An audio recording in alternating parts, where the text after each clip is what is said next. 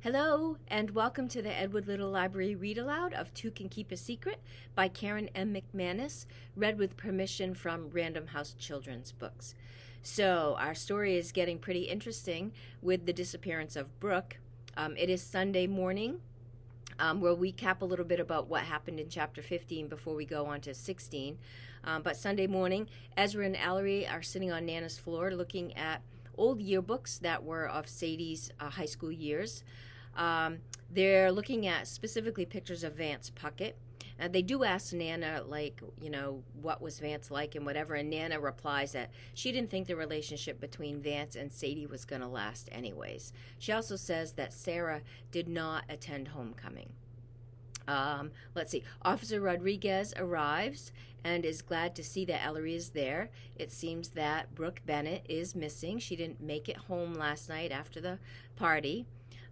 Nana at that point becomes very upset that another girl is missing from Echo Ridge and nobody has done anything about it. And she's kind of blaming the cops that they didn't pick up on this case earlier and hadn't done something before now. Ellery and Ezra feel bad because Malcolm has become a really good friend of theirs, but they know that they need to do what's right. So they know that they need to tell Nana and Officer Rodriguez that Malcolm was the last person to see Brooke last night because, remember, he had brought the twins home and Brooke home, who was drunk, but he had dropped the twins off at Nana's house first and then proceeded to bring Brooke home alone after that.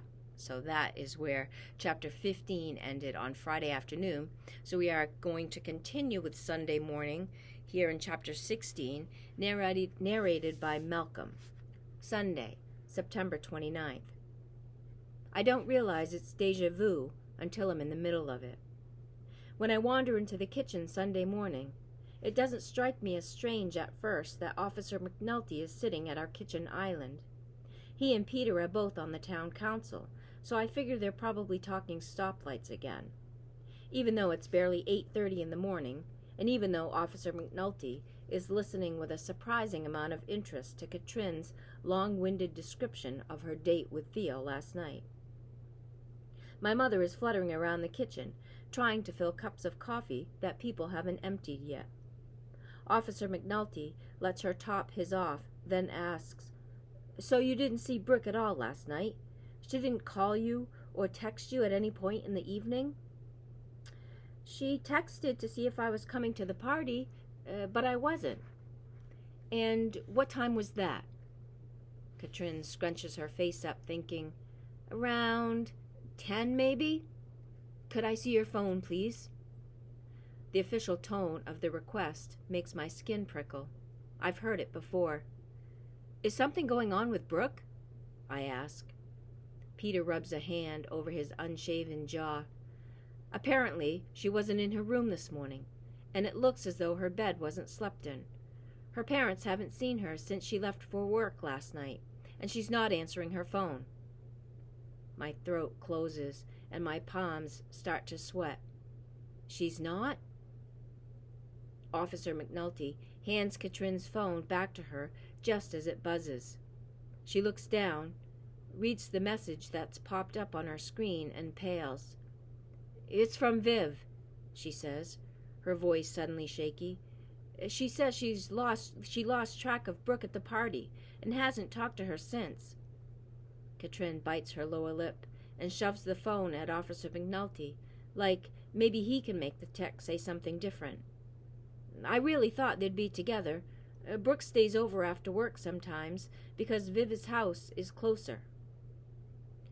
Dread starts inching up my spine. No, this can't be happening. Mom sets down the coffee pot and turns toward me. "Malcolm, you didn't happen to see Brooke when you picked the twins up, did you?" Officer McNulty looks up. "You were at Fright Farm last night, Malcolm?" Shit. Just to give the Cochran twins a ride home," Mom says quickly, but not as though she's really worried that I'm going to get into trouble. My stomach twists. She has no idea. Officer McNulty rests his forearms on the kitchen island's shiny, swirling black marble. "Did you happen to see Brooke while you were there?" His tone is interested, but not intense like it was when he interrogated Declan. Not yet. 5 years ago, we were in a different kitchen, our tiny ranch, 2 miles from here. My dad glowered in a corner, and my mother twisted her hands together while Declan sat at the table across from Officer McNulty and repeated the same things over and over again. I hadn't seen Lacey in 2 days. I don't know what she was doing that night. I was out driving. Driving where? Just driving. I do that sometimes.